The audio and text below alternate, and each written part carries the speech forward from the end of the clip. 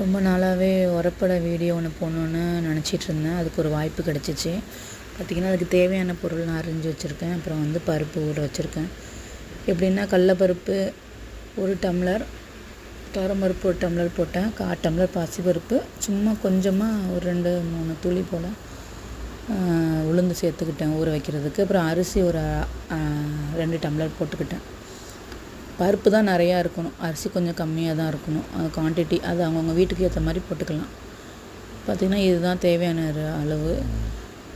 இது பட்டாணி ஊற வச்சுருக்கேன் சுண்டலுக்கு, கொஞ்சோண்டு நிலக்கடலை பச்சையாக சாப்பிட்லான்னு. அப்புறம் அரைச்சி வச்சுக்கிட்டேன். ரொம்ப நைஸாக அரைக்கக்கூடாது, உரப்படைக்கு எப்பொழுதும் கொஞ்சம் குறன்னு தான் அரைச்சி வச்சுக்கணும். அப்போ தான் நல்லா மொறுமொறுப்பு கிடைக்கும், சாப்பிட்றப்ப நல்லா டேஸ்ட்டு கொடுக்கும். இப்போ உரப்படை மாவு வந்து என்னென்ன போடுறோன்னா, கருவேப்பிலை நல்லா நைஸாக அரைஞ்சி வச்சுக்கிட்டு போடலாம். அப்புறம் பார்த்திங்கன்னா தேங்காய் துருவல் கொஞ்சமாக, தேங்காய் துருவல்னு போட்டுட்டு மறுபடி பூண்டு நைஸாக அரைஞ்சி வச்சுருக்கோம்ல அதுவும் போட்டு சேர்த்துக்கணும்.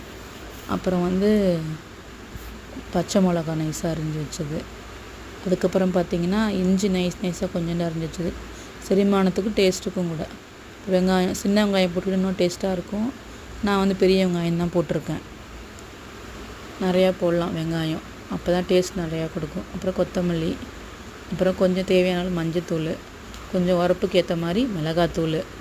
அப்புறம் பார்த்திங்கன்னா சோம்பு பூண்டு அரைச்சி வச்சுருக்கேன் வாசனைக்காண்டி, 2வது டேஸ்ட்டும் நல்லாயிருக்கும் அது சேர்த்துக்கிட்டிங்கன்னா. கொஞ்சம் பெருங்காயத்தூள், அப்புறம் பார்த்திங்கன்னா உப்பு, கொஞ்சமாக கேரட் இருந்தாலும் கேரட் போட்டுக்கலாம், முருங்கைக்கீரை இருந்தாலும் முருங்கைக்கீரை போட்டுங்க, நல்லாயிருக்கும்.